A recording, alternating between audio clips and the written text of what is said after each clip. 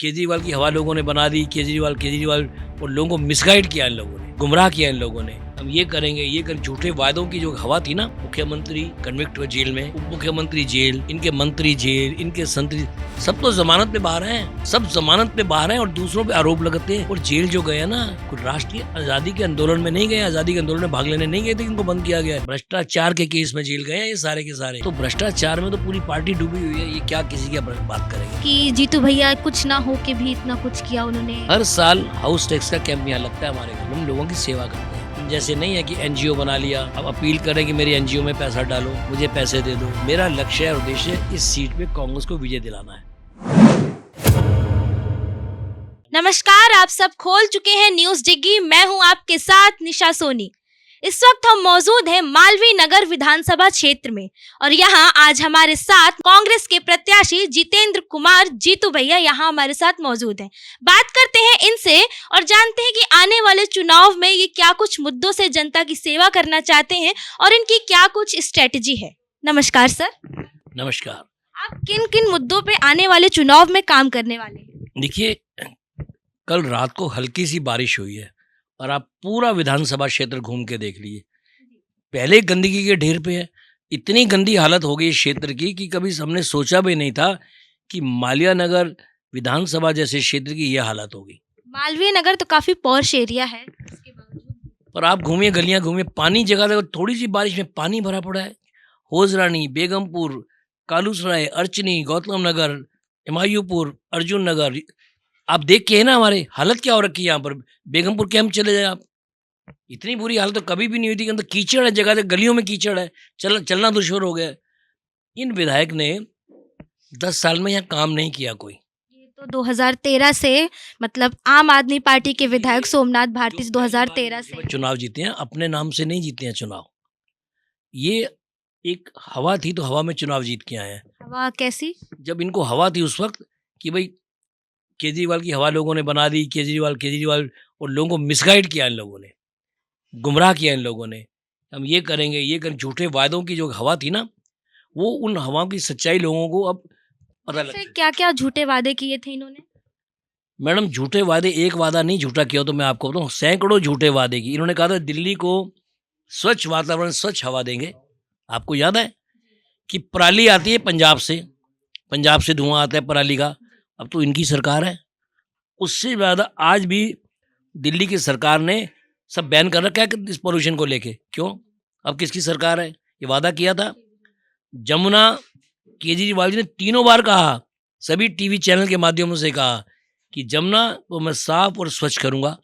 आज जमुना की हालत देख लें आप। ये वादे किए, जो मैं बोल रहा हूँ आप भी बताइए, किए थे वादे। दिल्ली को मैं पेरिस बना दूंगा, दिल्ली को पेरिस बना दूं, दिल्ली को दिल्ली रहने देते। जो शीला दीक्षित की दिल्ली थी ना, अगर इसको शीला दीक्षित की दिल्ली रहने देते तो यही बहुत बड़े, हम कहते बहुत बड़ा काम किए। दिल्ली को बेड़ा कर करके रख दिया इन लोगों ने। शीला दीक्षित जी के ऊपर भी काफी कमेंट, काफी भद्द टिप्पणियां भी की जा रही हैं, इस बारे में कुछ कहना है आपको? मैडम, शीला दीक्षित जी पे टिप्पणियां कौन कर रहा है? आप पहले ये देखें, जब शीला जी मुख्यमंत्री थी ना, यही पार्टी के लोग, यही इनके मुख्यमंत्री आरोप लगाते थे शीला दीक्षित जी के ऊपर। एक भी आरोप आज तक सिद्ध नहीं हुआ। और दूसरी तरफ ये लोग टिप्पणियां कर रहे हैं शीला दीक्षित पे। पहले अपने गिरबान में झांक के देखें। मुख्यमंत्री कन्विक्ट हुए जेल में, उप मुख्यमंत्री जेल, इनके मंत्री जेल, इनके संतरी सब तो जमानत पे बाहर हैं, सब जमानत पे बाहर हैं और दूसरों पे आरोप लगाते हैं। और जेल जो गए ना, कोई राष्ट्रीय आज़ादी के आंदोलन में नहीं गए, आज़ादी के आंदोलन में भाग लेने नहीं गए थे, इनको बंद किया गया है। भ्रष्टाचार के केस में जेल गए हैं ये सारे के सारे। तो क्या कहना चाहते हैं? भ्रष्टाचार में ये जेल गए हैं। तो जो वादे किए इन्होंने, तो कहा था हम ना गाड़ी लेंगे, ना बंगला लेंगे। और जो केजरीवाल जी ने बंगला लिया ना, वो सद्दाम हुसैन से ही बड़ा बंगला है। किसका पैसा लगा है वहाँ पर? केजरीवाल अपने घर से लाए थे पैसा, दिल्ली के लोगों का, दिल्ली की आवाम का, दिल्ली की जनता का पैसा, हमारा पैसा है। जैसा कि वो क्लेम करते हैं कि आम आदमी पार्टी आम लोगों की पार्टी है, मिडिल क्लास लोगों की पार्टी है, तो ये शीश महल वगैरह उनके पास कहाँ से आए? मैडम, क्लेम वही तो कर, आम आदमी की पार्टी है। रिमोट से पर्दे खुलते हैं इनके। जहाँ केजरीवाल जी खुद रहते थे, बाहर रिमोट से चलता है इनके। ये आम आदमी तो हैं, ठीक कह रहे हैं। अगर यही आम आदमी है तो फिर रईस आदमी कौन होगा? हमारी तो समझ से परे। मतलब ये आम आदमी का कारनामे, सोफों के पर्दे कई लाखों रुपए के। और अभी तो जो घर पे उस पे बिल है ना, कई करोड़ों का बिल है जो एक्सपेंडिचर किया है इसके, वो तो अब सार्वजनिक हो रहे हैं, वो भी करोड़ों में है बिल। तो ये आम शीला दीक्षित थी सादगी में। आप शीला दीक्षित जिस बंगले में शिफ्ट थी, इतनी सीधी सादगी में रही वहाँ पर, उनका आप खर्चा देख लो 15 साल का, और आप इनका 2 साल का खर्चा देख लो, करोड़ों में है। तो भ्रष्टाचार में तो पूरी पार्टी डूबी हुई है, ये क्या किसी की बात करेंगे। आप अपने ओपोनेंट जो यहाँ मालवीय नगर विधानसभा से भारतीय जनता पार्टी के प्रत्याशी उपाध्याय जी और वगैरह सोमनाथ भारती, इनको कैसे देखते हैं, कैसे आते हैं? देखिए, आप पार्टी का विधायक तो इस रेस से बाहर है, रेस में नहीं है। मेरा उनसे मुकाबला है जो भाई को भाई से बांटते हैं, जो देश को बंटवारा करते हैं, मेरा उनसे मुकाबला है। भारतीय जनता पार्टी। मेरा बिल्कुल उनसे मुकाबला है। लेकिन इस मुकाबले में, क्योंकि यहाँ के लोगों ने, यहाँ के अवाम ने, यहाँ की जनता ने, भाइयों ने, बहनों ने मुझे कभी चुनाव नहीं हारने दिया। 3 बार यहाँ से मैं जीत के आया, और इस बारी चौथी बारी भी मैं यहाँ से चुनाव जीत के आऊँगा। कांग्रेस आला कमान ने जो मेरे पे भरोसा जताया है, चुनाव जीत के आऊँगा मैं। हमने काफ़ी ऐसा सुना अभी यहाँ की पब्लिक से, हम रिव्यू के जरिए, कि जीतू भैया कुछ ना हो के भी इतना कुछ किया उन्होंने, मतलब एमसीडी के काम भी उन्होंने कुछ नहीं हो के भी किया, यहाँ के एमएलए बैठे रहे। इस बारे में एमएलए जी को या सोमनाथ भारती के ऊपर कुछ टिप्पणी है आपकी? देखिए मैडम, मैं आरोप क्या लगाऊं, जनता जनार्दन का रूप होती है। जनता को पता है कि सोमनाथ भारती ने क्या किया, मैंने क्या किया। हम सत्ता में नहीं थे 10 साल, लेकिन सुबह घर के बाहर हम बैठ जाते थे। किसी का काम होता था, दिल्ली नगर निगम का, जल बोर्ड का, सीवरेज का, पानी का, उसके काम करवाते थे। 10 साल हो गए हैं हमें। हर साल हाउस टैक्स का कैंप यहाँ लगता है हमारे घर के बाहर। हम लोगों की सेवा करते हैं। इन जैसे नहीं है कि एनजीओ बना लिया, अब अपील करें कि मेरी एनजीओ में पैसा डालो, मुझे पैसे दे दो। तो वो काम हमारा नहीं है। डोनेट फॉर अतिशी की इस पे क्या टिप्पणी है आपकी? मैडम, जिन्होंने शीश महल में रहने वाले लोगों को किस तरह गुमराह कर रहे हैं, कैसे कैसे बंगलों में रहने वाले डोनेट फॉर मांग रहे हैं, इनको डोनेशन की ज़रूरत है मैडम।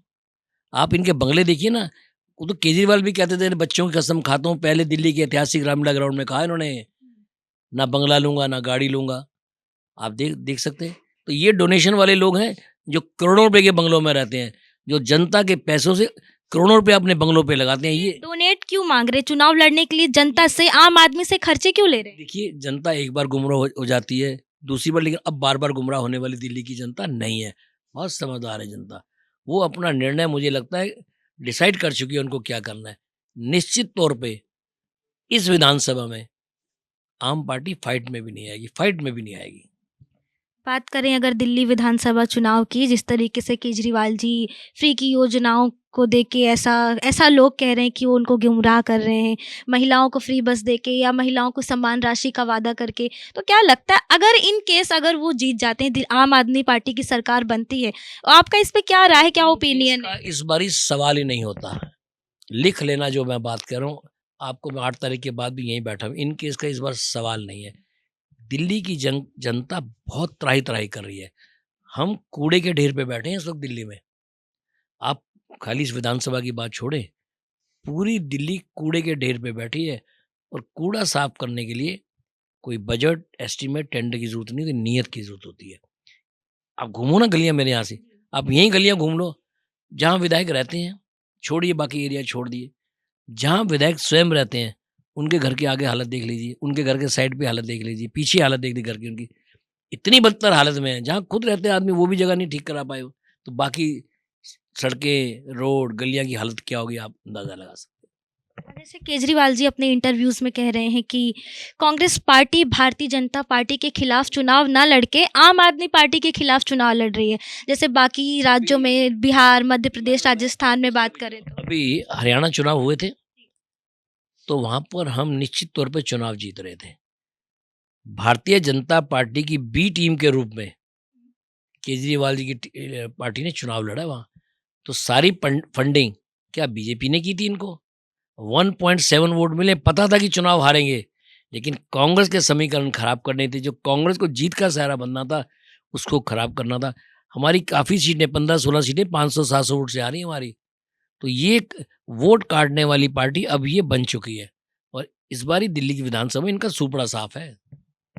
क्या लग रहा है दिल्ली विधानसभा चुनाव में कांग्रेस कितनी सीटें ले जा सकती है? कांग्रेस मैडम ऐसा है, दिल्ली में इस बार मुकाबला कांग्रेस का है और बाकी आप पार्टी सत्ता से बाहर है, इस दौड़ में भी नहीं है। कांग्रेस का मुकाबला भारतीय जनता पार्टी से है। देखिए निश्चित तौर पे अगर 3 पार्टी और एक पार्टी पहले ही चुनाव से पहले दौड़ से बाहर हो गई तो जो पार्टी बची है कांग्रेस के सामने उसी से मुकाबला होगा। सतीश उपाध्याय के लिए क्या ख्याल है आपका? क्या अपने ओपोनेंट है? कितनी बराबरी पे उनको देख रहे हैं आप यहाँ इस विधानसभा क्षेत्र में? देखिए मैं अभी किसी को बराबरी पर नहीं देख रहा, मेरा लक्ष्य है जनमानस की सेवा करना। हम सत्ता में नहीं थे लेकिन 10 साल हमने लोगों की सेवा की है। सतीश पाल भी यहाँ निगम पार्षद रहे हैं, चुनाव हटे उसके बाद कभी आए नहीं है क्षेत्र में, तो उनसे भी लोग नाराज हैं अपने समय में। तो कोई उनका कार्य वाले लोग ज़्यादा खुश नहीं है, लेकिन दूसरे हम लोगों ने जो कार्य किया है उससे लोग खुश हैं काफ़ी। अब लोगों में घूमे ना, आप जाइए बात करें आप लोगों से। सीटों के बारे में कुछ अनुमान आप बता सकते हैं कितनी सीटें कांग्रेस ले जा सकती है? मैडम अभी मेरा जो मैंने कहा निशाना अपनी विधानसभा क्षेत्र है, मैं इसके बाद कुछ अभी नहीं देख पा रहा। वो मैं आपको 5 के बाद बता पाऊंगा कि क्या होगा। अभी तो आप देख सकते हैं मेरी हालत, मैंने कैसे आप खाना खाया, फिर मीटिंग में जाना है। मेरा लक्ष्य और उद्देश्य है इस सीट पे कांग्रेस को विजय दिलाना है और वो मैं करूँगा। बहुत बहुत धन्यवाद आपका। ये थे हमारे साथ मालवीय नगर विधानसभा से जीतू भैया।